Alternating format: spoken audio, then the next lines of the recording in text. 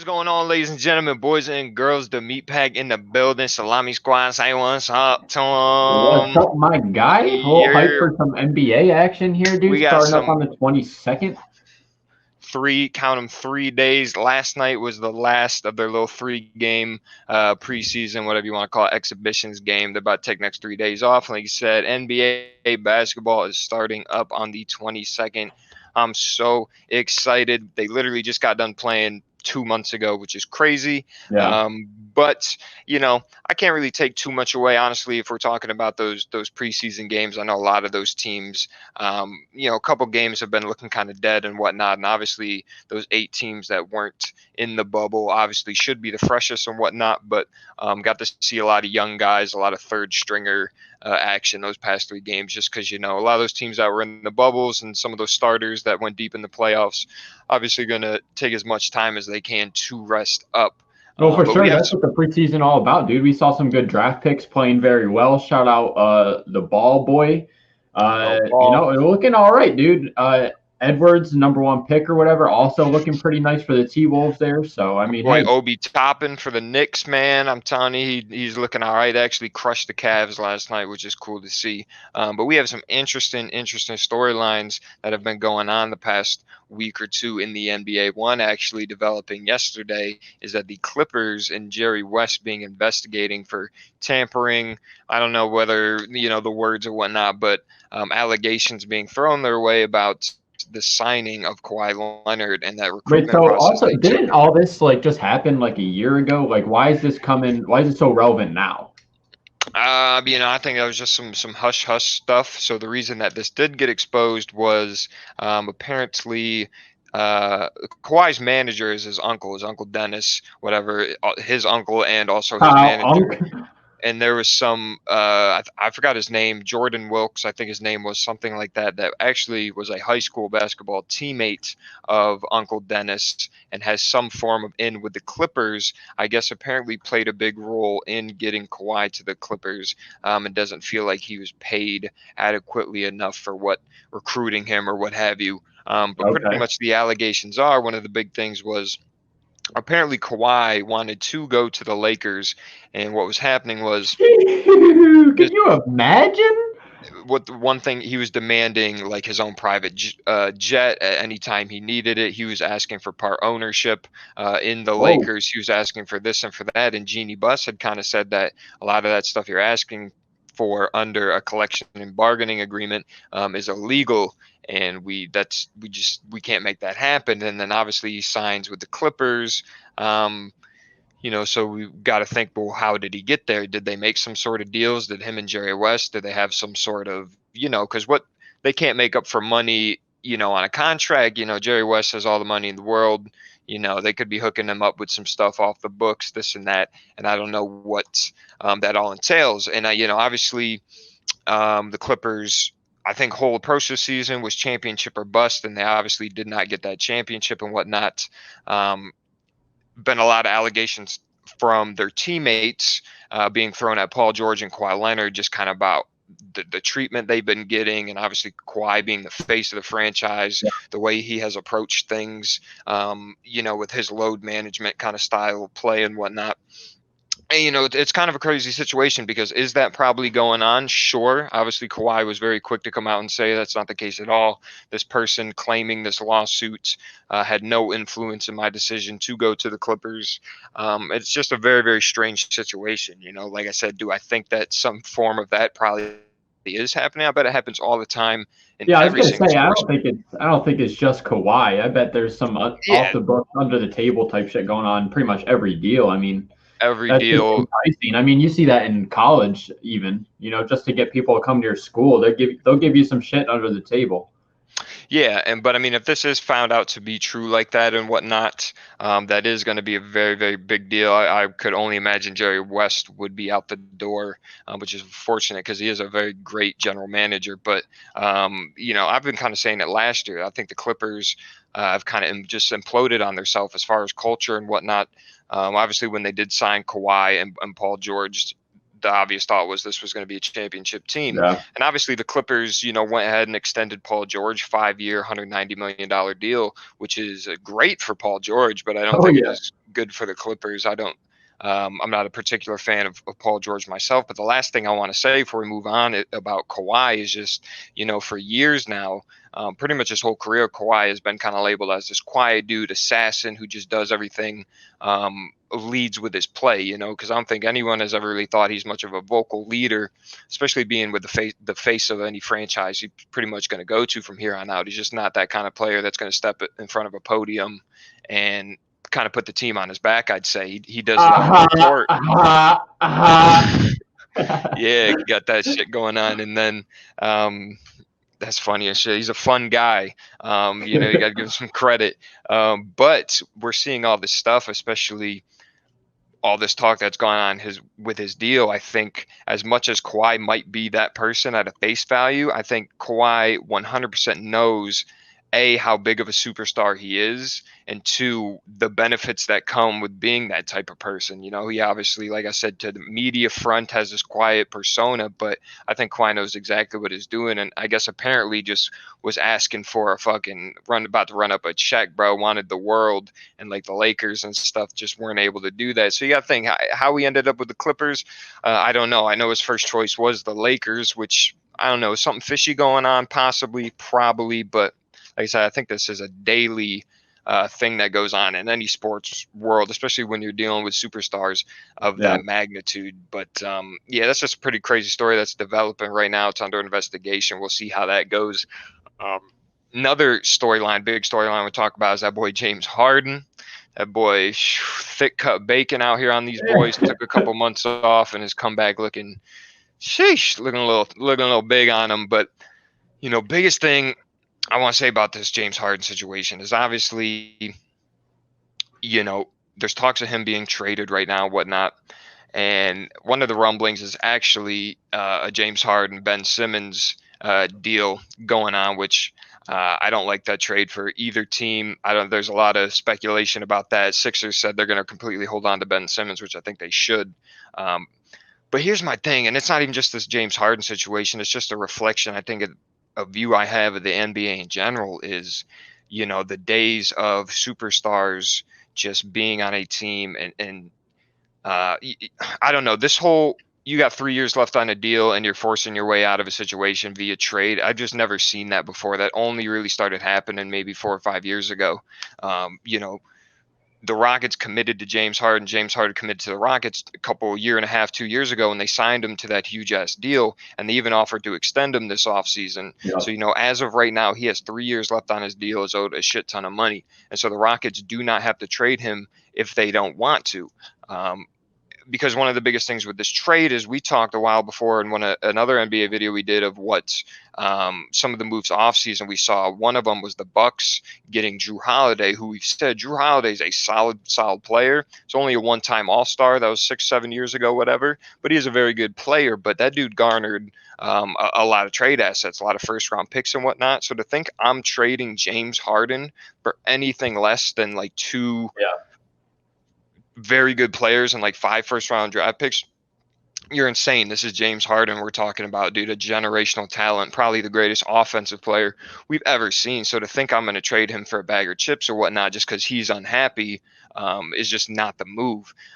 Because one of the things that happened in the NFL offseason this year was one of my favorite players, Jamal Adams. You look at a situation like that, even though it being the NFL, him kind of forcing his way out of New York Jets he was still on a rookie contract. He has not been paid yet. So when that situation happens, Seattle looks at that and says, well, we're going to go ahead and trade these first round picks. We don't mind giving up our future because A, we're already a good team, and two, we can have potentially 2 years of him left where we don't have to pay him.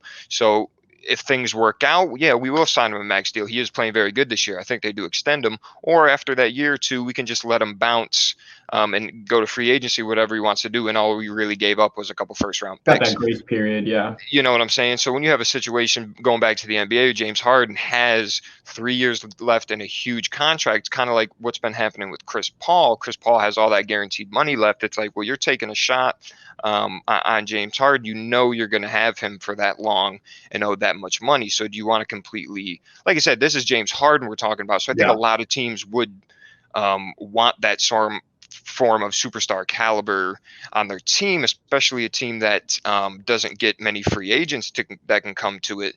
You would for sure, I think, give up your future to get a guy like James Harden. But it's the fact that James Harden doesn't necessarily want to go there. He had a wish list. He said Philly. He said Brooklyn. And I got to look at the Brooklyn thing like, if I'm the Houston Rockets and I don't think the situation is going to work out with James Harden, if the Brooklyn Nets want to offer me Karis LeVert, Spencer Dinwiddie, Jared Allen, and maybe 2-3 first-round draft picks, if I'm the Houston Rockets, I would take that. You got John Wall, you got DeMarcus Cousins, you just went and got Christian Wood, who has played for like 5 teams in his 5 years in the NBA, and finally just kind of came into his own last year with Detroit and looks like a solid player. You got him who looks nice. You still have PJ Tucker, Daniel House, and then you add the Karis LeVert, Spencer Dinwiddie. I think that'd be a very solid team, a la if John Wall and DeMarcus Cousins could stay healthy. And obviously, if I'm the Brooklyn Nets, I'm looking at Kyrie, James Harden, Kevin Durant. It doesn't really matter who we got after that. I feel like that'd be a nightmare for Brooklyn on that side. It's just because those are too many mouths to feed. I mean, and that's kind of been my argument with James Harden is like his style of play is he has to have the ball about 80% of every time they go down the court. He has to hold on to the ball. And he's going to do very well with it, but it's just having those other superstars on your team who also need a lot of touches, even just going to Philly with Ben Simmons and Embiid, I don't necessarily want Harden there. Like, seriously. Well, if he went to Philly, you'd have to give up one of them. Philly said if they had to, they'd rather give up Simmons than Embiid. So I mean, I like Harden with Embiid, but like if I'm Philly, I'm not doing that trade just because I would want to run that back for a year or two, especially under Doc now, to see what that's going to look like. I mean, if I'm the Rockets, I probably wouldn't mind that. I'd take Ben Simmons and like I said, pair him up with John Wall and the team they have. Yeah, you got a great point there. I mean, the Rockets acquired some fat assets. Like they're looking all right. Even you take James Harden out of that equation. You take James Harden out that situation, I still think that's like, if John Wall, DeMarcus Cousins, who looked great over those past 3 games, by the way, it's awesome to see them playing well. I think that is a very solid team. So like I said, if Houston could maybe swallow their tongue a little bit and maybe take, some lesser stuff, more assets via pick wise, I think they'd be all right either way. I don't know. I find it like, to me, a contract is a contract, dude. You have to honor that. And you know what I'm saying? You've granted they've made the playoffs every single year he's been on the team. They've made it to 2 Western Conference finals, but clearly, and especially under D'Antoni, it just has not been able to work. He drove James Harden or Dwight Howard out of there, Chris Paul out of there, Russell Westbrook out of there. And I don't think anyone has ever really sat down and thought, well, he has been the common factor there the whole time. Yeah. So I think I'm not going to say he's a problem. And obviously we heard things about the Rockets giving him full reign to just do whatever he wants, control the practice schedule. He could be late to the bus, the plane, whatever, and they just had to hold up for him. And then obviously I heard a quote from a former teammate that said, you knew the night before he was out at the strip club spending money doing this and that, and then would come in the next day and drop 50-point triple-double. And so you'd just be okay with it. And I don't know. That's a sticky situation. Do I think a deal gets done? I'm not sure. The balls are in the Rockets' court because they can keep James Harden whether they want to sit him for a year or go out there and let him play. He's going to play great if they do, but everything is in their court. And I don't know. It's a weird situation. This dude's out here at the strip club, dude, getting down with a little baby, looking big. I don't know what's going on. It's been kind of a disrespectful situation, I think, on James Harden's part, who – obviously you don't want an unhappy player part of your organization, but you signed a long-term deal with him, and I feel like you have to honor that. But I don't know. It's just a new NBA where we're starting to see that every single season with a top star player who just wants to force his way out and find a place to win a championship. But on this plus side, one little last story I want to talk about here is Giannis. The boy Giannis went and secured himself a bag, highest contract NBA history, 5 years, $220-something million. Just an absolute insane amount of money to wrap your head around. But this is kind of counteracting my argument I just made. I mean, especially 2010 with LeBron, I think breaking the door down, making his decision, player movement really wasn't all that, especially, with the 90s stuff. We look at guys like Patrick Ewing, Reggie Millers. Then we start looking The at the Tim loyalty Duncans, for sure. David Robinsons. Kobe played with the Lakers his whole entire career. People stayed on their team. They got drafted and just played as competitive as they could. I mean, Reggie Miller's a great example. He was on some very, very good Indiana Pacers teams that went to the finals but just couldn't get it done. But he decided, you know what, I'm going to stay here. This is my city. At least the front office and the management is trying to put together a great team around this to go ahead and win a championship. They just weren't able to get it done. When you're going up against Michael Jordan, and then when they did get to the finals, it was against the 2000 Lakers. It's like, you're not winning that. But so that's fair. And I think guys like Reggie Miller and stuff have accepted that. And I think it's okay. Obviously, saw Dirk Nowitzki played his whole career in Dallas. And I think if Dirk never won a championship, he would have been fine with it. But they did manage to get themselves one, actually against the Heat, 2011. And my thing is, I'm not saying what LeBron did is wrong at all, because if I look at that situation, LeBron did get to the finals in 2007. Yes, they got swept by the Spurs, but I mean, you got to look at who was also on his team. His second scorer was Ildrunas Ilgauskas. That's a name, deep cut, if anyone even remembers who that is. They had Mo Williams, Antoine Jameson. And you kind of get to a point where if I'm LeBron James and I'm the best player in the league, and it doesn't really look like your GM and your management is trying to go out there and get you to pieces to go win, because Cleveland is a lot like Milwaukee. Dudes aren't going to, in free agency, want to go to Cleveland. They're not going to want to go to Milwaukee. They don't, when you got Miami's and stuff like that on the table, I'd take a little less money to live in Miami for 5 years compared to Cleveland or something like that. I'm not disrespecting Cleveland or anything like that. It's just the way that works. And so LeBron just got to a point in 2010 where he's fed up and said, hey, listen, I need help. I'm going to go down to Miami, play with Chris Bosh and Dwayne Wade, and do it like that. I'm going to win a couple championships and go back up north. But then I sit here and look at Giannis's situation. I mean, Giannis is still really young, 25, 26. And obviously 3-4 years ago, without him really being a superstar, he didn't turn into a superstar until probably about 3 years ago. But the Bucks did sign him for like a 4-year, $100 million deal, showed that, hey, we're committed to you. Yeah. So, that time being up, he still had a year left on his deal. He had an option to where I know a lot of people in the media were saying that they think, hey, he should go here, he should do this and do that.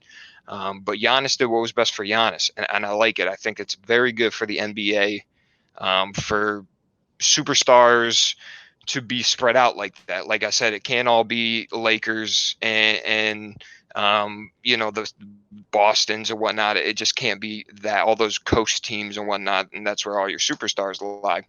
So you say, I think that's very good for Milwaukee.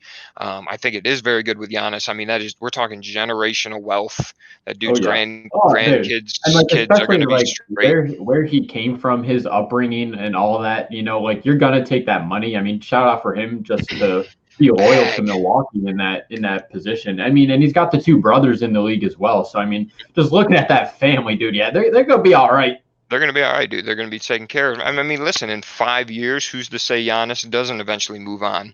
But I think a couple of things happen. Obviously, the past 2 years, they've had the best record in the NBA. Giannis, 2-time MVP, this and that. And you get to a point where the individual achievements are fine and dandy. But when you're a player like Giannis, after a while, it's like, all right, well, we need that. We need that one of those bad boys. Because, I mean, there's been great players in the NBA that have never won a championship. And I'd imagine you probably wouldn't. It's not bad company to be in, but you probably wouldn't like to be in that company. So, I mean, look what happened over the offseason. The GM said, hey, we're going to go out and get you Drew Holiday. We're going to go do this and that. We're going to show you that we mean business. All we want is a championship. We know how great you are. So we're going to try to surround you with as many pieces as we can. And I think Giannis probably looked at that and said, hey, these guys mean well. They even drafted me. They took a shot on drafting me. They were loyal to me. They let this organization be built around me. So he probably looked at that and said, I'm going to stick around. And I'll be loyal. I'm going to play as hard as I can. I want a championship. And I think we're both on mutual terms to agree that that's what we want. And that's what we're going to do striving forward. I don't know who says in 2 or 3 years he doesn't pull what James Harden's doing and has a couple years left and says, hey, I want out. I don't think Giannis is built like that. per se. I mean, I didn't think Anthony Davis was built like that either until he kind of did that. But you could tell that didn't come off, I think, very genuine. Yeah. But I don't know. Like I said, I think it's good for the NBA to have superstars spread out. Like I said, it's probably great for the city of Milwaukee. They're going to have fun basketball for, we know, at least the next 5 years. They're going to be competitive. Probably the best team in the East for the rest of the time. Them in Brooklyn. So I just think that's a very good situation. Very happy for Giannis. He's going to be around for a minute. So that's an awesome situation to see. So those are just some of the major headlines of stories that have kind of been brewing. Obviously, more to come. All right, with that being said, I'm excited for some NBA basketball. I got 3 days until the start of a season. They're only going to play 72, which I think is very, very good. But I'm excited. I hope y'all are excited. Ready for some NBA basketball, baby. Go New York Knicks. Whew. Fuck out of here.